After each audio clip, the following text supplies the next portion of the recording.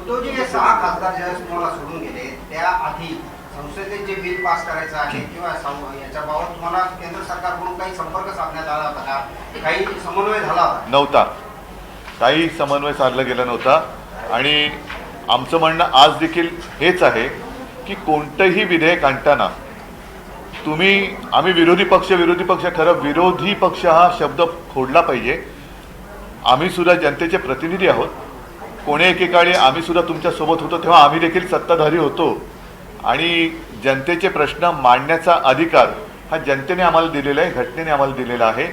कोणतेही विधेयक आणण्यापूर्वी तुम्ही जरा एका सभागृह म्हणजे लोकसभेचं नाही, ते फार मोठं आहे, पक्षनेत्यांना बोलवा, पक्षाच्या संसदीय गटाच्या नेत्यांना बोलवा. तुम्ही समजून सांगा, आमच्या काही सूचना असतील, आमचे काही आक्षेप असतील त्याचा विचार करून. कारण शेवटी तुम्ही सत्तेत आहात, उद्या आम्ही असू तेव्हा तुम्ही विरोधी पक्षात असाल, कदाचित आणखीन काही असेल, तर तेव्हा आपल्या सगळ्यांसमोर देशहित हे महत्त्वाचं असलं पाहिजे. आणि त्याच्यामध्ये काही आक्षेप असतील, काही सूचना असतील, काही सुधारणा करायच्या असतील, करा ना. त्याला जोडून एक प्रश्न आहे, जसं शरद पवारांनी मोदी शहा केंद्राशी एक चांगले संबंध ठेवलेले, तसं तुम्हाला वाटतं की एक चांगले संबंध असावे? काय त्यांना जे जमतं ते सगळंच मला जमतं असं?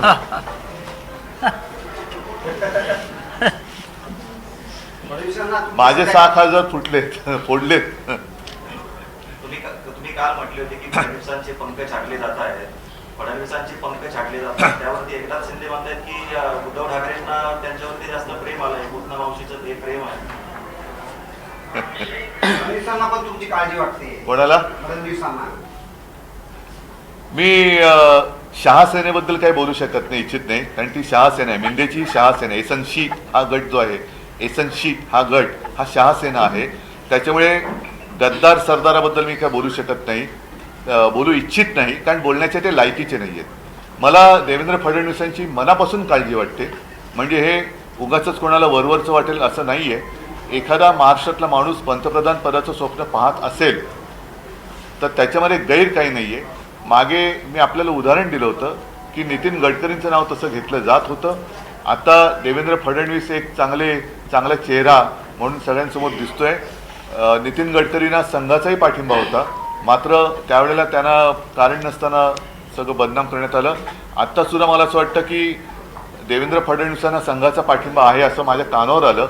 आणि असा पाठिंबा, संघाचा पाठिंबा असलेला माणूस त्या रेसमध्ये येऊच नाही म्हणून हे सगळं कारस्थान चाललं की काय. आणि त्याच्यामध्ये शहासेना आणि एसनशी काम करतात की काय, की त्यांची सुपारी घेऊन, कारण त्यांना ती सवय असेल कदाचित, तर ती एक शक्यता नाकारता येत नाही.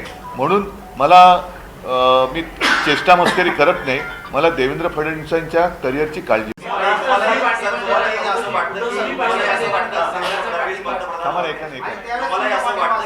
मराठी माणूस पंतप्रधान होत असेल तर त्याच्यात चूक काय? मी तुम्हाला आणखीन एक आठवण सांगतो. नरसिंहराव जेव्हा पंतप्रधान झाले त्याच्या आधी ते रामटेकमधून निवडणूक लढवायचे, महाराष्ट्रामधून. परंतु जेव्हा ते पंतप्रधान झाले त्यावेळेला ते खासदार नव्हते. त्यांनी निवडणूक लढवण्याचा निर्णय घेतला आणि ते आंध्र प्रदेशात गेले, नंद्याळ. आणि त्यावेळेला NT रामाराव हे कट्टर काँग्रेस विरोधक हे मुख्यमंत्री होते. त्यांनी भूमिका अशी घेतली की माझ्या आंध्राचा माणूस पहिला प्रथम पंतप्रधान होतोय, मी त्याच्या विरुद्ध लढणार नाही. आणि जर मी विसरलो नसेन तर जवळपास 5.5 लाखाच्या मताधिक्याने नरसिंहराव विजयी झाले होते. जर इतर राज्य, इतर प्रांत त्यांच्या अस्मितेचा अभिमान बाळगत असतील तर महाराष्ट्राचा अभिमान का बाळगू नये? आणि अशा वेळेला महाराष्ट्राच्या अस्मितेवरती जर का अशा फोडाफोडीने घाला घालण्यात येत असेल तर मग मला असं वाटतं की संपूर्ण महाराष्ट्राने एकवटलं पाहिजे. देवेंद्र फडणवीस जर मुख्यमंत्री झाले, मुख्यमंत्री आहेत, पंतप्रधान झाले तर आपण त्यांना पाठिंबा देणार. त्यांनी आज जाहीर करावं. कारण काय, हे महाराष्ट्राचा कोणी मराठी माणूस पंतप्रधान व्हावा, गद्दार सोडून. साहेब, हे जे नवीन विधेयक सरकारानुपात आहे आणि दक्षिणेकडच्या राज्यांची भावना आहे की आमच्यावर अन्याय होतो, उत्तरेची जागा वाढणार, तर महाराष्ट्र या विधेयकात किंवा बघा, एकूणच तुम्ही म्हणताय तोच विषय आहे. कारण गेल्या वेळेला हे विधेयक फेटाळलं गेलं. भारतीय जनता पक्षाकडे 2/3 बहुमत नाही आहे, पण जेवढे खासदार त्यांच्याकडे आहेत त्यातले 2/3 खासदार हे इतर पक्षातनं घेतलेले आहेत. आलं लक्षात? आणि हे विधेयक मंजूर करायला 2/3 बहुमत लागतं. ते नाही आहे. म्हणून मग शिवसेना फोड, तृणमूल फोड, आणखीन काही फोड, आप फोड, हे सगळं फोडाफोडीचं राजकारण सुरू आहे. याबद्दलच मी असं म्हणतोय की नेमकं विधेयक तुम्ही त्याला महिला आरक्षणाचा मुलामा लावण्याची गरज नव्हती. महिला आरक्षण पाहिजेच, ते मी म्हणेन ह्या क्षणापासून व्हायला पाहिजे. आणि आत्ता पहिल्यांदा 550च्या आसपास जे काही खासदार आहेत त्याच्यामध्ये पहिलं महिला आरक्षण लागू करा आणि मग आपण 800, 850, उद्या 1500, 2000, 5000 खासदार होतील ते मग त्याची टक्केवारी तशी होईल. पण डिलिमिटेशन करताना तुम्ही जो काही एक क्रायटेरिया लावताय त्याच्याबद्दल देशातील सर्व प्रमुख पक्षाच्या नेत्याने एकत्र बोलून काय होणार आहे. कारण शेवटी हा विषय उत्तर आणि दक्षिण नाही आहे, संपूर्ण देशाचा विषय आहे. त्याच्यामुळे संपूर्ण देशाचं मत हे विचारात घेणं हे अत्यंत गरजेचं आहे. केवळ फोडाफोडी करून 2/3 झाले आणि उद्या समजा आपण म्हणतो की उत्तरेचं प्राबल्य राहील आणि उत्तरेच्या राज्याने असं म्हटलं की आम्हाला मग आता मोदीसुद्धा बाहेरचे आहेत, मोदीसुद्धा नको, मग काय कराल. तर त्याच्यासाठी जरा सगळ्यांनी विचार विनिमय नीट करायला पाहिजे आणि मग आपण निर्णय घेऊ ना. देशहिताचा जो निर्णय असेल त्याच्यासोबत आम्ही आणि सगळेच पक्ष राहणारच आहेत. 6 खासदार तुम्हाला सोडून गेले म्हणून आज गावात काढला, आज समारोप व्हायचा आहे. मात्र ही जी पक्षाची स्थिती झाली आहे त्या काय स्थिती झाली, आज अनेक लोक सोडून गेले, अनेक लोक नाही गेलेले. तुम्ही दौरा कव्हर केला असतात. मला असं वाटतं की तुम्ही म्हणजे मी कुचेष्टेने म्हणत नाहीये, तुम्ही स्थानिक पत्रकार आहात, पण जे माझ्यासोबत मुंबईवरून फिरतायत आणि तुमच्याच माध्यमातून जे काही चित्र राज्यभर देशभर गेलेले आहे, तुफान प्रतिसाद आहे. उलटं जे गेलेत त्यांच्या गद्दारीमुळे संतापलेले लोक पुन्हा नव्या एका त्वेषाने आणि जिद्दीने कार्यरत झालेले आहेत. काही त्यांना कंटाळून गेलेली लोक परत आलेली आहेत. काल काही जणांचा प्रवेश झाला, काही मला येऊन भेटले आणि मला म्हणाले की साहेब आम्ही यांना त्रासून गेलो होतो, आम्ही परत आता सक्रिय होतो. त्याच्यामुळे पक्ष आणि शिवसेना दरवेळेला असा काही कोणी आघात करण्याचा प्रयत्न करतो त्यावेळेला अधिक जोमाने उसळून वरती येते. आणि तुम्ही बघितलं असाल की माझं सरकार पाडलं गद्दारी करून, 40 आमदार फोडलेले. त्याच्यानंतरच्या निवडणुकीत नवीन निशाणी जी 15 दिवस आधी फक्त मिळाली होती त्याच्यावरती आणि बाळासाहेबांचा चेहरा हा त्यांनी चोरला होता. त्याच्यामुळे थोडा संभ्रम झाला. कारण त्यांना मी असं म्हणेन, हा शब्द कदाचित कोणाला गैर वाटेल, पण बिनबापाचा पक्ष आहे तो, बिनबापाचा आहे. त्यांना बाप शोधावा लागतो, बाप बदलावा लागतो. एक दिल्ली ते तिकडे, एक तिकडे असे त्यांना फोटो वेगळे वेगळे वापरावे लागतात. मी माझ्या वडिलांच्या फोटोच्या आधारावरती नवीन निशाणी घेऊन निवडणूक लढवली. खूप खासदार शिवसेनेचे निवडून आले होते. मागे 2 दिवसांपासून तुम्ही ऑपरेशन देवेंद्र म्हणताय, तुम्ही आता सुद्धा म्हणताय त्यांनी जाहीर करावं किंवा त्यांनी मत मांडावं की ते पंतप्रधान पदासाठी तयारी करत आहेत. आता जर का त्यांनी मांडलं की त्यांना तयारी करतायत तर मग तर राहतील का ते पक्षात. नाही. त्याच्यामुळे हाच तर धोका आहे, हाच तर धोका आहे. त्यांनी जाहीर करणं म्हणजे आत्ता जाहीर करणं म्हणजे त्यांनी आत्मघात करणं आहे. बरं 2028 किंवा 29ला ते जाहीर करतील. मग त्यावेळेला प्रश्न विचार, त्यावेळेला याचं उत्तर देईन ना मी. पण उद्धव ठाकरे तेव्हा पाठिंबा देतील का? मी 2028, 2029ला ते जेव्हा जाहीर करतील तेव्हा मी उत्तर देईन. पण महाराष्ट्राचा माणूस पंतप्रधानपदी जर बसणार असेल तर शिवसेना सोबत का नको राहिला. पण महाराष्ट्राचं म्हणून म्हटलं की गद्दार नाही.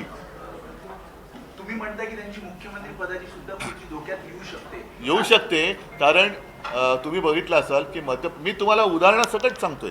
एक नितीन गडकरींचं उदाहरण दिलं, दुसरं मध्य प्रदेशमध्ये शिवराज सिंग चौहानांचं उदाहरण दिलं.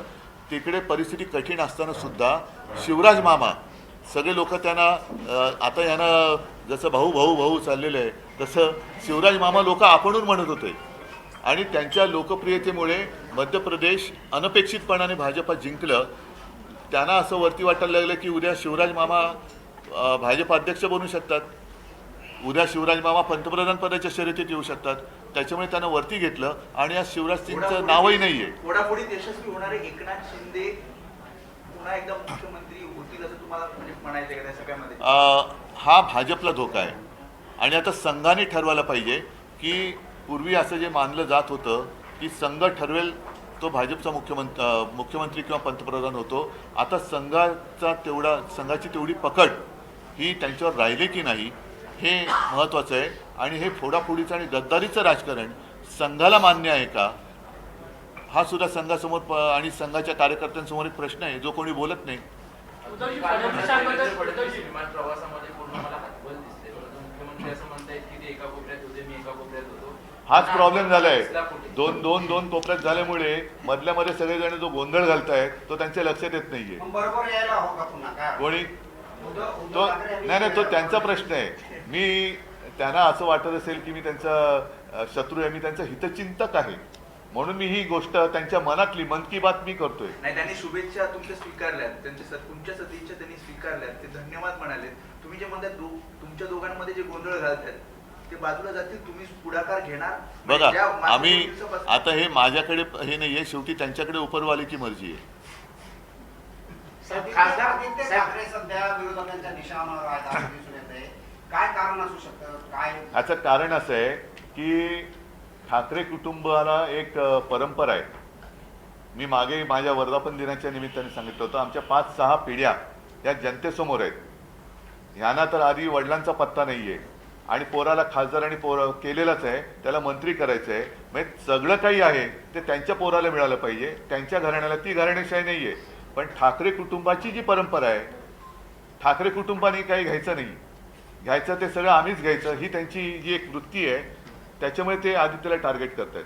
पण त्यांच्या पोराचं कर्तृत्व काय काय म्हणून त्याला कोणी खासदार केला, काय करत होता तो, त्यांच्या घराण्यालाही ठाकरे घराण्यानेच आधार दिला दिलेले आहे.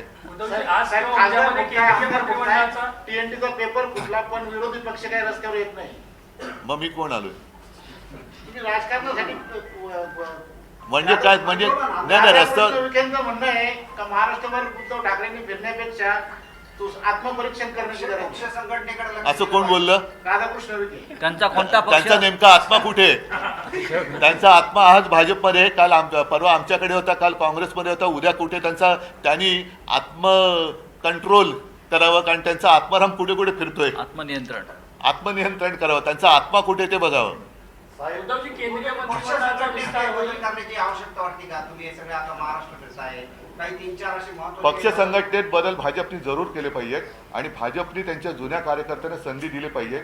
उपऱ्यांना, गद्दारांना डोक्यावर जे आतापर्यंत भाजप उभे करण्यासाठी राबले, त्यांनी घरादारावरती निखारे ठेवले, असे भाजपचे कार्यकर्ते आज उपऱ्यांच्या चटया उचलत आहेत. त्याच्यामुळे भाजपनी पक्ष बांधणी केली पाहिजे असं माझं ठाम मत आहे. उद्धवजी केंद्रीय मंत्रिमंडळाचा विस्तार होईल अशी केंद्रीय मंत्रिमंडळाचा विस्तार होईल अशी या काही नाही, म्हणून श्रीकांत शिंदे यांना मी तेच बोललो ना की लायकी नसलं तरी आपलं कार्ट मंत्री झालं पाहिजे, ही शहा सेनेच्या प्रमुखाची इच्छा आहे.